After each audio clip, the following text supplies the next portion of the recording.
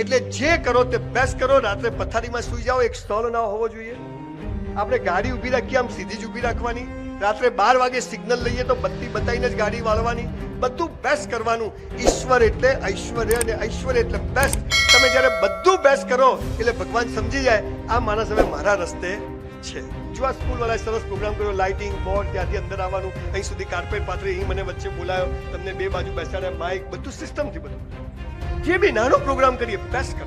એટલે તમને કહું છું, નાનામાં નાનું કચરો વાળો ને આપણા જેવો કોઈ કચરો ના વાળો. વાસણ સાફ કરીએ, આપણા જેવા કોઈ વાસણ સાફ ના કરે. અમેરિકામાં હમણાં શિકાગો ગયો, એક 90 વર્ષના આંટી દરિયા કિનારે ફરતા હતા. ચામડી આટલે લટકે, કાનના બુટિયા આટલે, હેલો, ગુડ મોર્નિંગ, આમ આપણને બાને કિસ કરવાનું મન થાય. એવા સરસ રૂપાળા બા. અને આપણે તો હમણાં એક બેન મને બહાર મળ્યા, 30 વર્ષના હતા. અમારે તો જિંદગી પતી ગઈ. મેં તું બેન પ્લગમાં આંગળી ગાલ દો ઘેર જઈને. બહુ જ છો તમે પૃથ્વી ઉપર. તમે કેવા મસ્ત લાગો છો, આમ હસો છો. Keep smile. તમારું હસવું એ પરિસ્થિતિને જવાબ છે કે આ માણસને ગમે તે કરો સાલો ડગશે નહીં. મને યાદ છે મારા બાપુજી એકવાર સ્કૂલમાં બોલાયા કે તમારા છોકરાની ફી નથી. મારા બાપા હસવા મળે કે નહીં, શરમ નથી આવતી, પણ કે નથી સાહેબ, શું કરીએ. મારો દોસ્ત છોકરાને તો ના મળે. પછી બીજા દિવસે બાપુજી આપી દીધી. પણ આવો માણસ. એટલે મા બાપને કહું છું, પરિસ્થિતિ સામે થાકશો નહીં, નહીં તો તમારા છોકરા થાકી જશે. પરિસ્થિતિ સામે ઉભા રહો તો છોકરાઓને બી થશે કે બધે પહોંચી વળાશે, હે ને. એટલે પહેલું છે જે કરો તે બેસ્ટ કરો. બીજું, બધું બેસ્ટ કર્યા પછી ઈશ્વર અલ્લાહ પર ભરોસો કે એ જે કરે છે યોગ્ય કરે. એની મરજી વગર પાંદડું હલતું નથી. આપણે આખા હલી જઈએ. બધું બેસ્ટ કરવાનું અને પછી ઊંધું પડે તો સમજવાનું કે હરી છે. આ ઈશ્વર પર શ્રદ્ધા. પણ ઈશ્વર એટલે શું, અલ્લાહ એટલે શું ખબર જ નથી. અને એના નામે ફસાદો થાય છે, ઝઘડા થાય. ઈશ્વર તો એક છે. ઇસ્લામમાં બી કીધું છે અલ્લાહ એક છે. હિન્દુમાં બી એક છે, નિર્ગુણ નિરાકાર છે, જેનો કોઈ રંગ રૂપ આકાર નથી, હોય ઈશ્વર છે. સગુણ સાકારમાંથી નિર્ગુણ નિરાકાર તરફ જવાનું છે, એ તો આપણું કલ્ચર છે. પણ આ બધું છોડી અને આપણે બીજા રસ્તે જતા ગયા અને ભગવાન ખોવાઈ ગયો, માણસે ખોવાઈ ગયો. પણ ઈશ્વર બધા માટે સરખો છે. આ બિલ્ડિંગ બધી નરેન્દ્રભાઈ કૂદકો મારે ખાલી ખાલી હો, બધા 24માં લાવવાના તો નીચે જ પડે. સોનિયા ગાંધી, કેજરીવાલ બધા નીચે જ પડે. નરેન્દ્રભાઈ આમ ધીમે ધીમે પડે.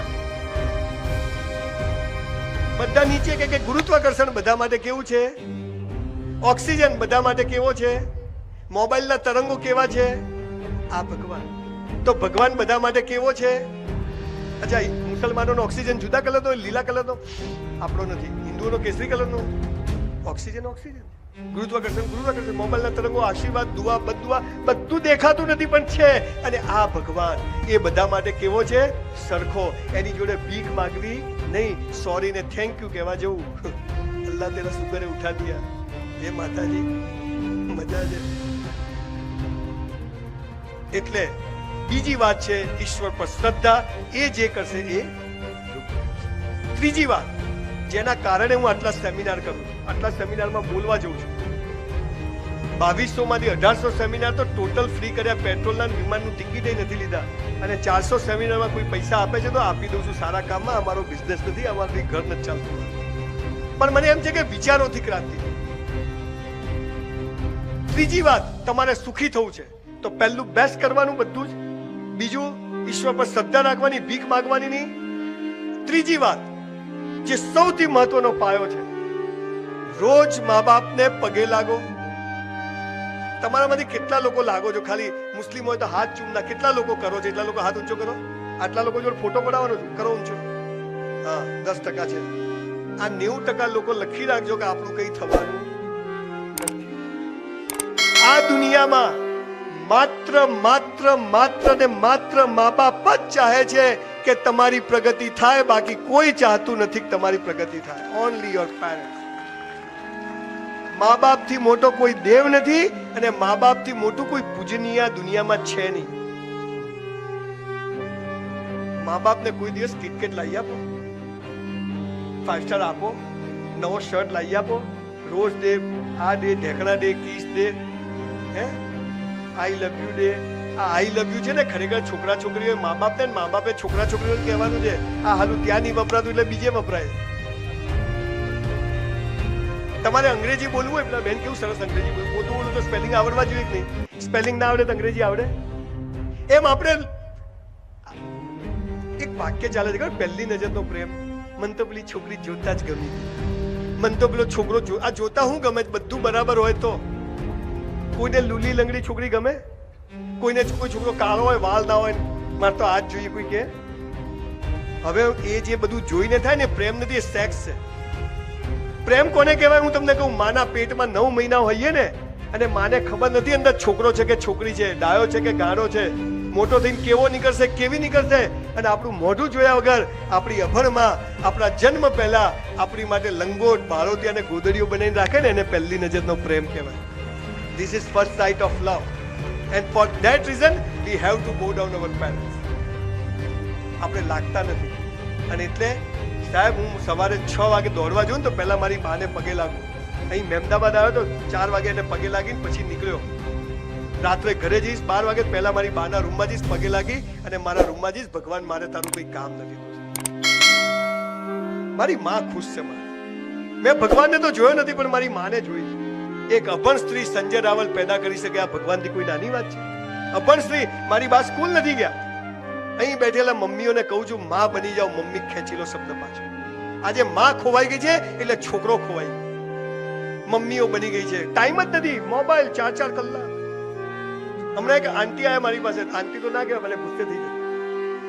30-32 વર્ષના એમને એક બચ્ચું હતું, બાળક હતું. મને કે સંજયભાઈ, અમારો તો છોકરો મોબાઈલ વગર રહેતો જ નથી. ખાવા બેસે તો મોબાઈલ, દૂધ પીએ તો મોબાઈલ, જમવા બેસે ઊંઘે તોય મોબાઈલ. આનું કરવું શું? મેં તો બેન એ પેટમાં હતો ત્યારે તમે ધંધો જ આ કર્યો છે. એટલે પેલો અભિમન્યુ કોઠા શીખીને જ આવ્યો છે. દીકરા દીકરીઓ, તમને કહું છું, મા બાપ થી મોટો કોઈ દેવ નથી ને મા બાપ થી મોટું પૂજનીય નથી. અને જે મા બાપ ને ઝૂકે છે ને, દુનિયામાં કોઈના બાપ ની તાકાત નથી કે એને ઝુકાઈ શકે. દાવા સાથે કહું છું, કોઈના બાપ ની તાકાત નથી.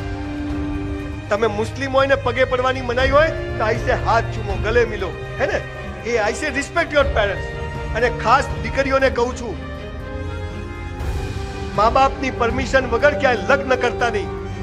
કે તમે જયારે મા બાપથી વિરુદ્ધ જઈને પ્રેમ કરીને લગ્ન કરો છો ને, એ છોકરો સમજી જાય છે કે પેદા કરેલા મા બાપની આ 20 વર્ષમાં નથી થઈ ને, તો આ મારી એ નહીં થાય. એટલે તમને દુઃખી કરું. હું કોઈનો વિરોધી નથી, પણ આ સંસ્કારોની વાત છે. મા બાપથી મોટો કોઈ દેવ નથી, મા બાપથી મોટું કોઈ પૂજનીય નથી. તમે લોકો ચાહો છો કે હું મહેમદાબાદમાં, આજે તો ટાઈમ પૂરો થઈ ગયો, આપણે લેટ શરૂ થયું, બીજી વાર આવું એવું ચાહો છો તમે? પ્રોમિસ આપું છું કે વર્ષમાં એકવાર મહેમદાબાદમાં આવીશ ચોક્કસથી. ગમે ત્યારે કોઈ બી ટાઈમ સેટ થાય, મેડમ બોલાવે, નીલ બોલાવે, બીજા કોઈ પણ બોલાવે. પણ આજે તમે મને એક પ્રોમિસ આપો. આ બહેને આવું એમના કેમ્પસમાં પ્રોગ્રામ કર્યો છે. નીલે આટલી મહેનત કરીને મારે હું આજે આનંદ હતો ગઈકાલનો. હું આ પ્રોગ્રામ માટે સ્પેશિયલ અમદાવાદ ગયો, ત્યાંથી મારે એક જગ્યાએ સર્ટિફિકેટ આપવાને, સર્ટિફિકેટ આપ્યા વિના હું સીધો અહીં તમને મળવા આવ્યો છું. તો આજે તમે બધા મને એક પ્રોમિસ કરો કે આજથી આપણે બધા રોજ મા બાપને પગે લાગીશું. 2 હાથ ઊંચા કરીએ આપણે. ભાઈ આ વિડીયો ઉતારવા જેવો, અને કાલ પેપરમાં છપાવજો, બધી ચેનલ પર. ભૂલો ભલે બીજું બધું, મા બાપને ભૂલશો નહીં. અગણિત છે ઉપકાર એના, એને વિસરશો નહીં. લાખો લડાવ્યા લાડ તમને, કોડ સૌ પૂરા કર્યા, એના કોડ પૂરવા ભૂલશો નહીં. મા બાપને ભૂલશો નહીં. આપ સૌનો ખૂબ ખૂબ આભાર. અચ્છા, તમે આજે ઘરે જઈને પગે લાગશો ને, શું છેલા પૈસા નહીં મળે. ચાલો, આ વાલ્મીકી ક્યાંથી થઈ ગયો? કહેજો કે એક બ્રાહ્મણ આવ્યો હતો સ્કૂલમાં. બ્રાહ્મણ છે ને કોઈ જાતિ નથી, પણ સમાજને દિશા બતાવે એ બ્રાહ્મણ કહેવાય. આઈન્સ્ટાઈને બ્રાહ્મણ કહેવાય, અબ્દુલ કલામને બ્રાહ્મણ કહેવાય. જે સમાજને, શિક્ષકોને બ્રાહ્મણ, જે દિશા બતાવે, સંસ્કાર આપે એ બ્રાહ્મણ. એટલે સાહેબ, મા બાપને ઝૂકજો. જિંદગીમાં સાલું કોઈને ઝૂકવું નહીં પડે. એટલી તાકાત આવી જશે. આપણે હાલા પાનના ગલ્લે ગપ્પા મારતા અને ઘરમાં ડોસી દુખી બેઠી હોય. આપણે હાલા 12 દોસ્તાઓ જોડે રાત્રે ગપ્પા મારતા સ્કૂટર પર, અને મા બાપ ઘરે દવા માટે બેઠા હોય. આ કોવિડ કેમ આવે છે ખબર છે? દર 100 વર્ષે કોવિડ આવે છે. ભગવાન જાણી જોઈને મોકલે છે કે ઘરમાં બેસ, મા બાપ જોડે વાતો કર. અને આ જે નાનું ઘર છે પણ એમાં બેસ અને ઘરને જો, પતિ પત્ની બાળકો બેસીને વાતો કરો. એક ટાઈમ સાંજે સાથે જમો, સવારે ચા નાસ્તો સાથે કરો. ટાઈમ જ નથી. દાદીઓ આમ જાય, મમ્મી આમ જાય, બાપા અહીં જાય. સરવાળે જિંદગીમાં છેલ્લે મેળવીશું 2 રૂમનું ઘર. આ જિંદગી નથી બોસ. પણ તમે મા બાપને ઝૂકશો સાહેબ એ એક રૂમના ઘરમાં રહેતો હતો, આજે મસ્ત જીવન જીવું છું. એ મારા મા બાપના આશીર્વાદ ના મળ્યા હોત તું આજે અહીંયા પહોંચો. તમને કહું છું સાહેબ, બેસો મા બાપ જોડે બેસો, વાત કરો તમારી સાદગીથી, તમારું લગ્નની વાત કરો. તમને કઈ તકલીફ છે, નાના મોટા એમને કામમાં મદદ કરો. કોઈક દિવસ 25-50 રૂપિયાની વસ્તુ લઈ જાઓ, પણ કરો યાર.